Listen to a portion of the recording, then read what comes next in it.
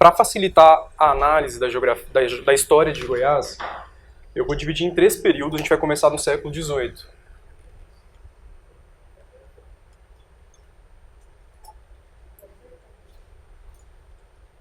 O século XVIII tem como principal característica a exploração do ouro,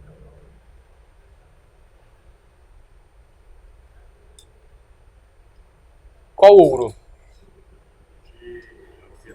Ouro de aluvião.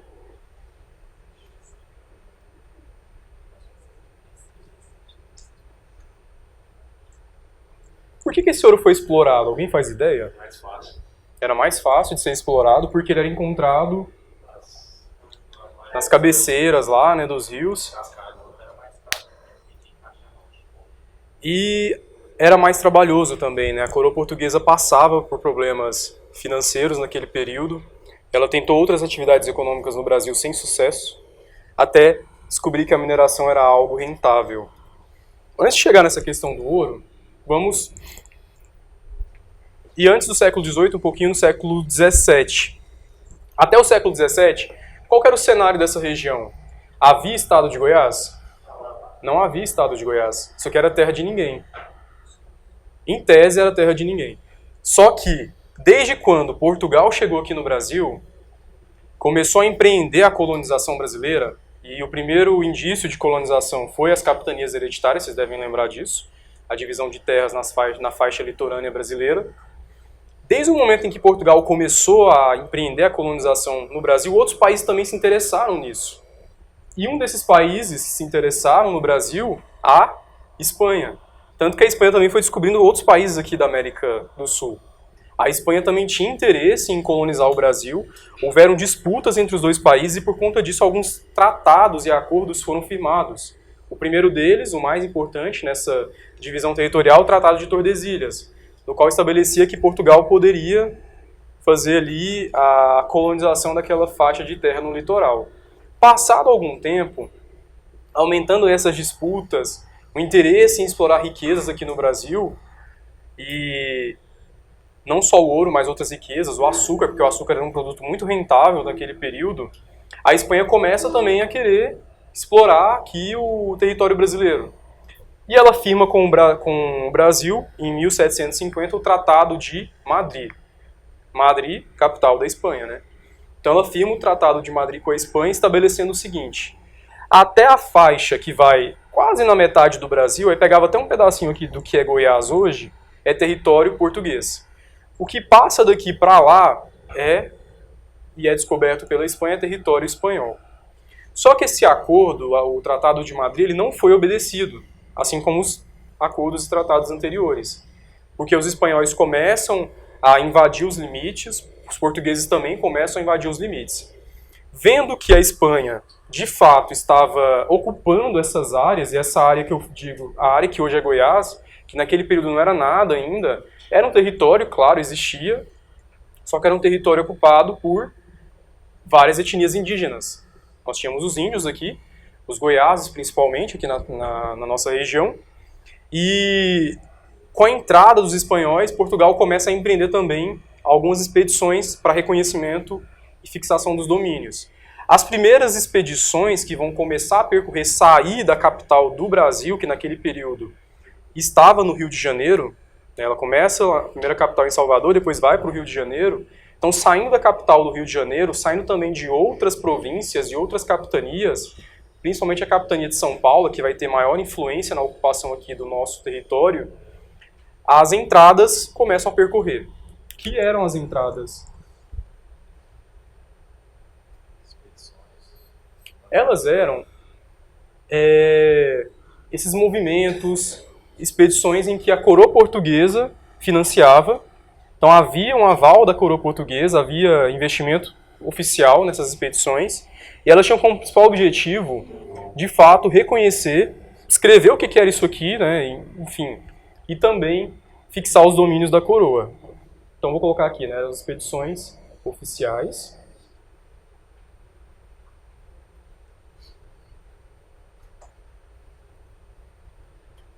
Que tinham como objetivo, principalmente, de fixar os domínios da coroa.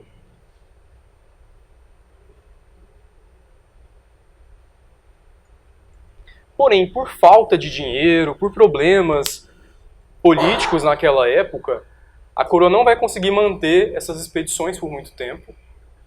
E aí outros movimentos começam a percorrer, movimentos particulares, que eram as bandeiras. As bandeiras.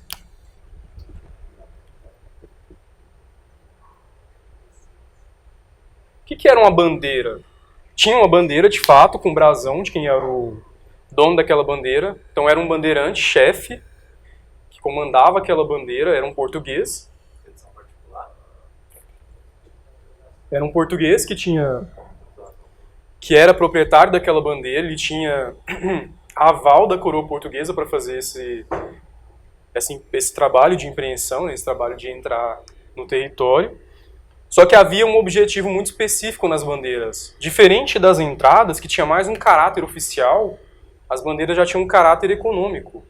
Porque como elas eram particulares, havia um interesse de ganhar em cima daquilo.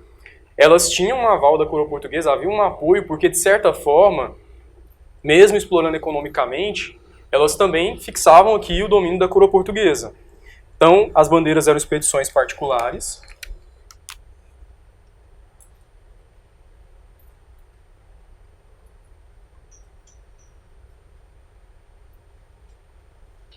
E elas tinham o principal objetivo a busca de riquezas. E aqui riqueza, principalmente o ouro, né? E além da busca de riquezas, também o apresamento dos índios, porque eles estavam aqui antes, né? O que é apresamento? É capturar o índio e tentar deixar ele apto ao trabalho agrícola. Então eles formavam aldeamentos indígenas dentro desse processo de chegar e buscar riquezas. Não era um encontro nada amigável. Quando começaram a chegar aqui na região onde hoje é Goiás, no início do século XVIII, e encontraram aí com essas etnias indígenas, houveram confrontos, porque, claro, né, o índio estava aqui, estava entrando outras pessoas tentando pegar as riquezas. Exterminaram aí milhares de etnias indígenas nesse processo, não foi nada amistoso, então. E os que não eram exterminados pelos bandeirantes, pelos portugueses, eram capturados. E aí eles eram colocados nos aldeamentos, essa palavra é muito importante, aldeamento, eram aldeias mesmo. Eram espécies de colônias agrícolas. Nessas colônias agrícolas, tinha ali o trabalho que era ensinado para os índios, trabalho agrícola, e também a catequização. Qual que era a religião oficial do Brasil nesse período? Né, o cristianismo, sobretudo, né, a Igreja Católica, representante. Então aqui, catequizar também com os padres jesuítas, que vieram, né, junto com os europeus aqui para o Brasil, naquelas missões de evangelização. Então encontravam o índio, capturavam ele, tentavam treiná-lo para o trabalho agrícola e ainda faziam o processo de conversão a outra religião. Isso não deu certo. Por quê? Nós temos uma cultura que já existia, um estilo de vida que já existia, e uma outra coisa que vem forçada. Então imagina, um índio que já tinha ali o seu hábito, o seu cotidiano de trabalho, de vida, de contato com a terra, ele não vai ser apto para isso, para um trabalho de exploração, como era o modelo econômico da Europa. Então isso não vai dar certo. Por isso que depois, no final do século XVIII, começa o processo de entrada de escravos aqui em Goiás. Então eles viram que não deu certo com os índios, começaram a trazer os africanos que foram escravizados para trabalhar primeiro na exploração do ouro e depois que a atividade econômica entra em processo de escassez, para trabalhar nas fazendas. Tanto que a formação dos quilombos em Goiás está relacionada à fuga desses escravos das fazendas aqui. Muitos fugiam da fazenda Babilônia, lá em Pirinópolis, de outras fazendas aqui na região de Goiás, Goiás que eu falo, Goiás Velho, né? O município de Goiás hoje, e esses quilombos começaram a se formar na região norte, a Chapada dos Veadeiros. A gente tem lá principalmente os povos Calunga. Mas vamos voltar aqui para o início, né, da ocupação. Isso aqui é só uma contextualização de todo esse processo inicial. Começamos então com o século XVIII, que é o ponto de partida para a formação do território goiano. Chegavam as bandeiras, elas procuravam ouro, tem lá aquela narrativa de que o Bartolomeu Bueno da Silva, o pai, quando ele chega na região do Rio Vermelho, 1700 mais ou menos, né, por volta de 1700, ele se encontra com os índios e pede para os índios mostrar onde estava o ouro. Os índios se recusam a mostrar onde estava o ouro e ele ameaça colocar fogo nos rios. Faz lá uma encenação, né, pega um prato, coloca cachaça, coloca fogo, mostrando que ele tinha o poder para fazer isso. Os índios ficam com medo daquilo e acabam nomeando ele aí como o Anhanguera, que na língua tupi, na tradução, significa o diabo velho. Então esse é o episódio, essa narrativa é importante porque ela faz parte desse encontro índio e europeu. E a primeira região que vai ser ocupada no estado de Goiás é a região do Rio Vermelho. Por que a região do Rio Vermelho é a primeira a ser ocupada e não outra região? Alguém já se perguntou? O que passou na cabeça do Bartolomeu de não ocupar outra região que não fosse a do Rio Vermelho? Primeiro, por onde que entravam os bandeirantes em Goiás? Isso eu falo assim, no século XVIII, né? Porque o século XVII a gente teve entradas, descidas, algumas descidas vinham lá da região norte, vinham da Bahia, mas eu falo século XVIII. Por onde eles entravam aqui em Goiás? Sobretudo a região sul. Eles entravam porque, pega um mapa do Brasil, São Paulo, região sudeste, né? Pegavam, então, saíam lá da capitania de São Paulo, São Vicente, atravessavam Minas, então vinham ali pelo sul. Sabe ali Catalão, aquela região? Vinham pelo sul, atravessavam Minas, subiam o rio Paranaíba, e isso com as comitivas, né?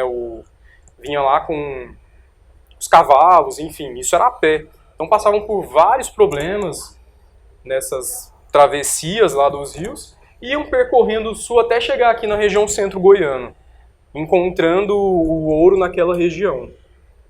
Eles chegaram a essa região e aqui começaram a fixar o domínio porque as regiões anteriores elas já estavam sendo visitadas por outras expedições. Outras bandeiras e outras entradas passaram pelo estado de Goiás em períodos anteriores. Só que elas não ficavam aqui. Passavam, encontravam riquezas, faziam os relatos, os documentos oficiais, naturalistas percorriam o território, Saint-Hilaire é um deles, o francês Saint-Hilaire. Ele vinha para o estado de Goiás, ele fazia toda a descrição do relevo, da vegetação, das etnias indígenas que estavam aqui. Só que era um trabalho de categorização do território, era um trabalho de levantamento das informações geográficas do território. E a região do Rio Vermelho é ocupada por conta disso. Ele chega lá, vê que é uma região que tinha em abundância essas reservas de ouro lá naquela parte onde está o rio, e aí lá ele decide então começar essa atividade econômica. O processo de ocupação em Goiás está relacionado à exploração econômica. A primeira atividade empreendida então é a exploração do ouro de aluvião. O que ela vai desencadear naquele momento? Surgimento de aglomerados urbanos.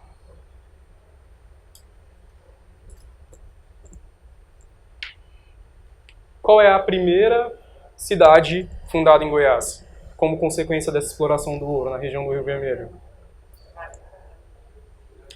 Assim, nós temos aqui duas explicações, uma oficial e uma não oficial, né? Oficialmente, o Arraial de Santana, né? 1727. Só que um ano antes, funda-se o Arraial da Barra, que é o primeiro indício de fixação do domínio. Primeiro, aglomerado urbano, só que não oficial, o Arraial da Barra. O aglomerado urbano oficial, de fato, é o Arraial de Santana, 1727, porque vai ser a primeira capital do estado. Então a gente coloca como oficial. O Arraial de Santana. Me desculpem pela tragédia que aconteceu aqui. Agora eu vou passar passar na mão mesmo, não tem problema. O Arraial de Santana, eu sou elétrico, eu sou muito hiperativo. É sério mesmo. Arraial de Santana. Tem um negocinho aqui. 1727. Mas em 1726 teve o Arraial da Barra. Tanto que até hoje tem um distrito lá em Goiás, Buenolândia, que é o Arraial da Barra em 1726. Enfim, vamos para o Arraial de Santana, que é o que a gente tem de oficial. Começam a encontrar, então, o ouro naquela região, o ouro de aluvião, nas margens dos rios. Começam a extrair aquele ouro porque era muito fácil de ser retirado. Só precisava de duas coisas. O trabalho humano, para entrar no rio, né? E uma bateia. Alguém sabe o que é bateia? Até hoje usam, né? Nos garimpos, né? Você vai lá naquelas cidadezinhas do Tocantins, até no interior de Goiás também, acho que tem ainda, em Minaçu, aquelas regiões no norte, você vê lá os caras nos rios, né, separando, já viu? A bateia é aquele espécie de prato em que se separa o sedimento do metal precioso, ou seja, o cascalho do que é ouro. Então só precisava dessas duas coisas, a bateia e o trabalho humano. Como a coroa portuguesa não tinha condições de investir na exploração das minas, que só vai ser feita depois, ela vai então aproveitar dessa facilidade de extração do ouro de aluvião e vai fazer ali toda a produção, que vai durar muito pouco, né, aproximadamente 50 anos por conta disso. Foi extraindo até acabar. Então, primeira consequência da formação do Arraial de Santana. Isso significa que a população goiana, no século XVIII, era majoritariamente urbana, porque eles viviam nas vilas e nas arraiais. Em 1727 é fundado o Arraial de Santana. Só que nesse mesmo ano é fundado outro arraial. O Arraial de Nossa Senhora de Meia Ponte. Eu estou falando de qual município? Pirenópolis. No mesmo ano é fundado esse outro arraial em Pirenópolis, porque esse pessoal ia lá, pegava ouro naquela região, saía buscando ouro em outra região. A notícia chegou lá na capitania de São Vicente, na vila de São Paulo, e atraiu outras bandeiras, atraiu outros movimentos aqui para o estado de Goiás. E aí outros municípios começaram a se formar no estado por conta da exploração do ouro. Além de Pirenópolis, a gente tem Corumbá, enfim. Então aqui o primeiro aspecto importante é a formação dos aglomerados urbanos no século XVIII. A sociedade era majoritariamente urbana. Ela estava dependente da exploração do ouro.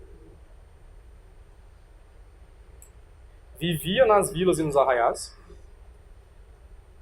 E eu já vou fazer uma análise aqui dentro disso, muito importante, que é em relação à ocupação do espaço urbano no século XVIII.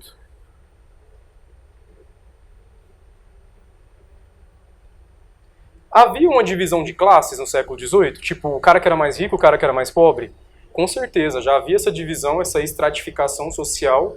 No topo da pirâmide estavam os bandeirantes, os portugueses que eram donos das bandeiras. Abaixo dos bandeirantes, os trabalhadores livres. Vou colocar trabalhadores livres porque eu não achei outro termo aqui. Os trabalhadores liberais, tipo comerciantes, artesãos, que viviam ali nas vilas. Então a gente tinha um cenário. Vamos pensar aqui Goiás, a cidade de Goiás hoje, naquelas casas históricas, enfim.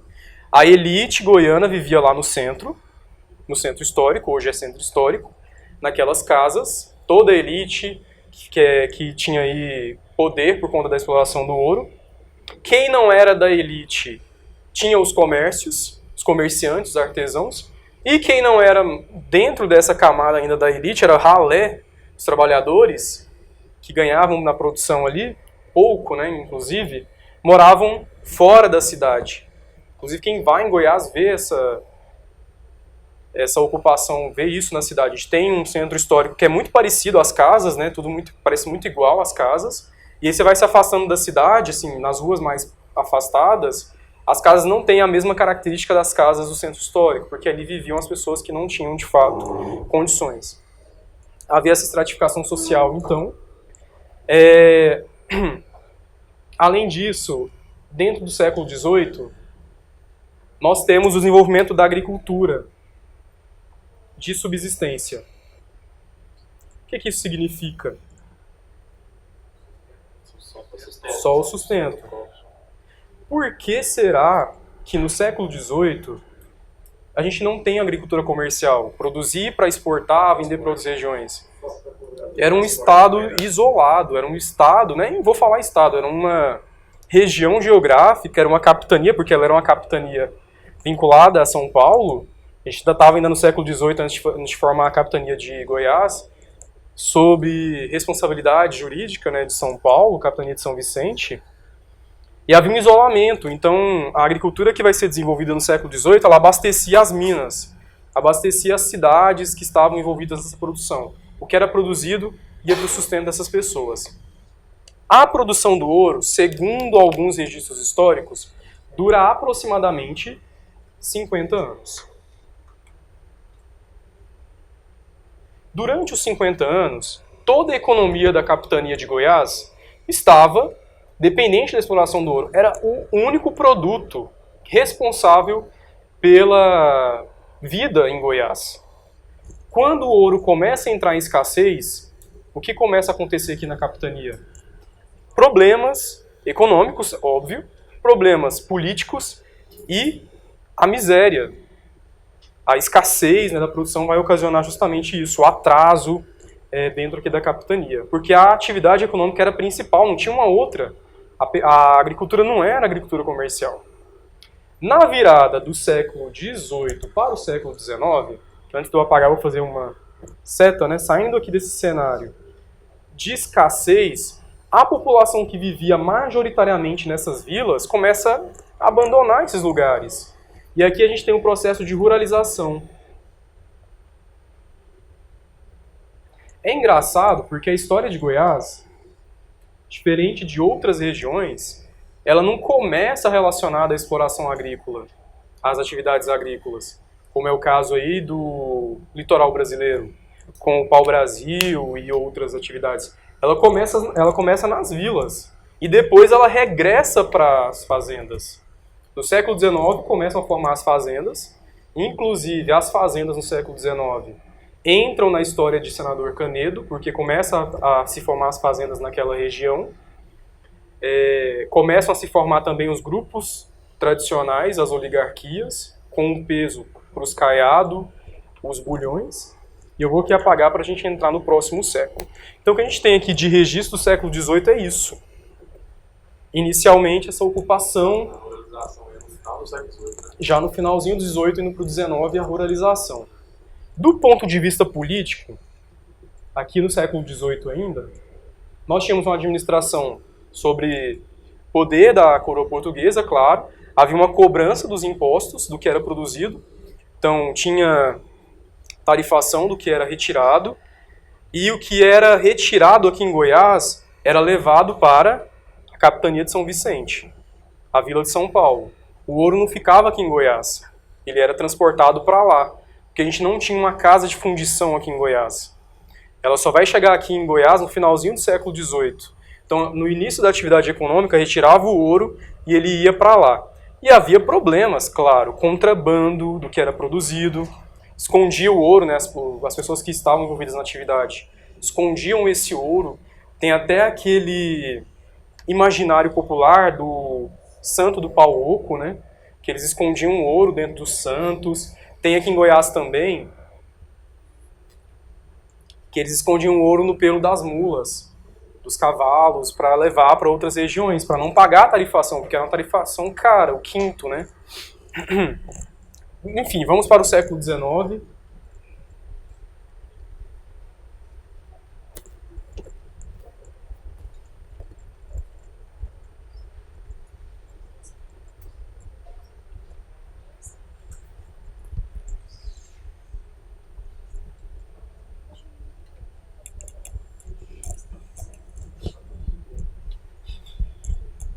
Chegamos aqui então no século XIX. A coroa portuguesa, tenta no século XIX, final do século XVIII para o XIX, reverter essa situação. Porque a capitania já estava num estado de isolamento, de miséria, de abandono, e ela vai tentar implantar a agricultura comercial. De que forma? Incentivando a navegação no Rio Tocantins. O problema não era o transporte, não estava isolado, não tinha como produzir porque não tinha como transportar, né? O que era produzido ficava aqui dentro, o que sobrava, o excedente, era trocado aqui dentro também. Então sobrava a produção de, sei lá, arroz. O arroz que sobrava era levado pelos tropeiros, que eram os comerciantes daquele período, para vender para outras regiões aqui em Goiás mesmo. Então as trocas regionais eram limitadas somente aqui dentro do nosso território. E a coroa portuguesa vê que havia essa limitação no século XVIII, tenta implantar a navegação no século XIX, incentivando a navegação então no rio Araguaia ligado ao rio Tocantins. Não vai ter sucesso também essa tentativa da coroa portuguesa. Ela tenta incentivar os produtores que antes estavam envolvidos na produção de ouro a serem agricultores, tirando os impostos. Porque havia imposto na produção de ouro, ela tenta isentar os impostos na produção agrícola.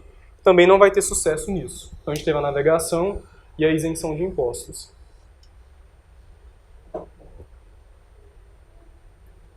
E aí eles têm uma outra tentativa de mudar o cenário econômico do estado de Goiás, que é com a introdução do gado.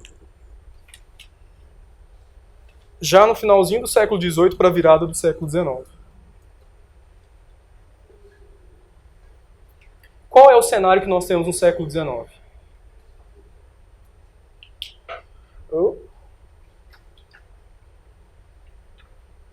O cenário em que a pecuária é a principal atividade econômica.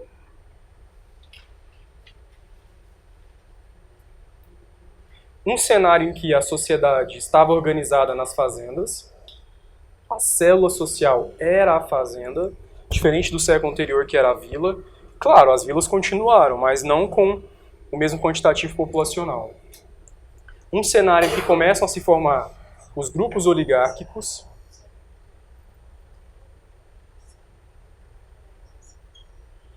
E um cenário em que começa também a ocupação dispersa. Vou explicar o que é ocupação dispersa. No século XVIII, a ocupação era concentrada. A primeira região ocupada foi a do Rio Vermelho, né? Que é o centro goiano, que é hoje onde está o município de Goiás, o município de Pirenópolis. Goiânia não, porque Goiânia só vai ser fundada em 1930, na década de 30. Mas toda essa região centro aqui foi ocupada inicialmente no século XVIII. É uma ocupação concentrada. No século XIX, a introdução do gado vai permitir a expansão dessa ocupação, que é o que a gente chama de ocupação dispersa. E além do gado, outro fenômeno contribui também para a dispersão da ocupação, a estrada de ferro, no final do século XVIII. A gente vai chegar daqui a pouco na estrada de ferro. Inclusive, a estrada de ferro foi determinante para o desenvolvimento do município de Senador Canedo. E ainda é importante para o município de Senador Canedo. Mas voltando aqui, a questão do gado, então, introduz o gado no século XVIII. Quais eram as vantagens do gado em relação ao ouro? Porque o ouro era muito fácil. Só precisava de trabalho humano e da bateia. E o gado? Por que o gado foi a atividade que vai ser responsável por sair desse cenário econômico não muito favorável? Era uma mercadoria que se autotransportava, era uma mercadoria que não dependia inicialmente de uma rede de transportes viária, né? E por isso que ela vai ter esse sucesso. Só que nem tudo são flores. Inicialmente, o gado vai ser responsável por dinamizar a economia goiana, só que, como nós veremos daqui a pouco, problemas também estão relacionados à produção desse gado. O gado, então, é introduzido. Só que o gado que foi introduzido aqui era uma pecuária extensiva. Por que esse nome? Extensiva. É um produto, o animal, né, que era um produto também, uma mercadoria, que era criado totalmente solto, não havia uma produção mecanizada, uma produção que hoje a gente conhece de confinamento de gado, né? Então era um gado criado solto. O dono do gado deixava ele na propriedade dele, na fazenda dele, começa a formar as fazendas, e aonde chegava o gado era propriedade dele. Começam os conflitos territoriais em Goiás por causa disso. Porque imagina, o animal chegava, né, onde ele queria. E aí não tinha uma limitação da propriedade. Onde ele chegasse era considerado do proprietário. Começaram os conflitos por terra em Goiás no século XVIII, por causa disso. Haviam conflitos armados em Goiás no século XVIII. Aliás, século XIX, desculpa. Haviam conflitos armados em Goiás no século XIX por conta disso.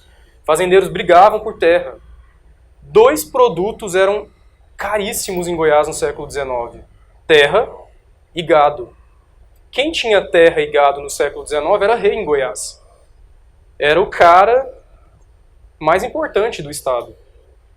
E aí esse cara que era o mais importante no estado, essa família que era mais importante, mandava e desmandava na política também. Era uma família que tinha prestígio, era uma oligarquia. Vê que uma coisa está ligada à outra, tudo está muito ligado, há uma relação entre as coisas. Então a gente tem uma pecuária extensiva, o gado era criado solto.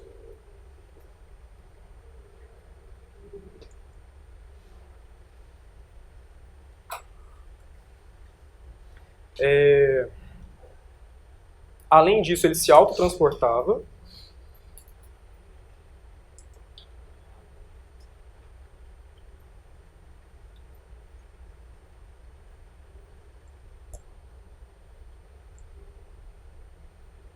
E do gado, outros produtos eram utilizados. O couro. Então a gente tinha o charque, primeiro, que era o mais importante, né? Charque. O que era o charque, as charqueadas? O século XVIII também, o século XIX também é marcado pelas charqueadas. Como a gente tinha o gado, era importante ter um local para cortar esse gado, né? Ter tipo o que a gente tem hoje frigorífico, né? Então eram locais em que o gado era abatido, não tinha geladeira naquele período, não tinha refrigeração, então ele era salgado, ele era charqueado para ser comercializado. Então era o charque, o principal produto do século XIX, de origem do gado. E depois a gente tinha o couro, que era utilizado na fabricação de sapato, de roupas e também outras coisas. Beleza, o gado então começa a ser introduzido no século XIX, era uma mercadoria que se autotransportava. O que isso significa? O cara que era dono lá da produção de gado, que tinha as cabeças de gado, ele ia vender o gado para algum mercado consumidor, principalmente em Minas Gerais e a Bahia. Então ele pegava o gado, né, ele pegava lá a quantidade de gado que ele tinha, montava a comitiva e ia transportando esse gado, né, e andando com o gado até chegar no mercado consumidor. Eram trajetos muito distantes. E como o gado era uma mercadoria viva, ele é ainda uma mercadoria que é um ser vivo, ele está totalmente vulnerável às condições climáticas, vulnerável à perda de peso. Muitos morriam nesse trajeto de exaustão. Então, pensava-se que o gado era uma mercadoria que compensava. E, inicialmente, olhou-se para o gado como uma mercadoria que fosse responsável por salvar o quadro econômico de Goiás. Só que, passado algum tempo, começaram a ver que não era uma mercadoria nem tão compensatória assim. Por quê? Perdia gado, chegava o gado magro lá onde ia vender, e isso impactava no preço final. Tinha que invernar esse gado, então chegava o gado lá no mercado consumidor. Tinha que engordar esse gado, então gastava com a invernada do gado. Então chegava no final, se você for somar tudo que acontecia antes dele ser comercializado, de certa forma também não era tão compensador essa mercadoria. Foi, como eu repito, né, para não ser interpretado de forma errada. Foi uma mercadoria muito importante no século XIX para a reemergência da economia do estado de Goiás, para sair daquele estado anterior, só que com o passar do tempo, vendo aí essa situação em que o gado estava situado, começou a se pensar também em outras atividades econômicas, que é o caso da agricultura comercial. Até esse momento, a agricultura ela era ainda de subsistência, ela estava totalmente relacionada à pecuária. O que era produzido na agricultura abastecia a atividade pecuária. Não era uma agricultura comercial ainda, no início do século XIX. Qual era o principal produto agrícola aqui no século XIX? Não. Arroz. O arroz era o principal produto agrícola do século XIX, só que, porque como não havia rede viária, rede de transportes para transportar o que era produzido aqui, ele ficava por aqui mesmo. O excedente ficava aqui mesmo.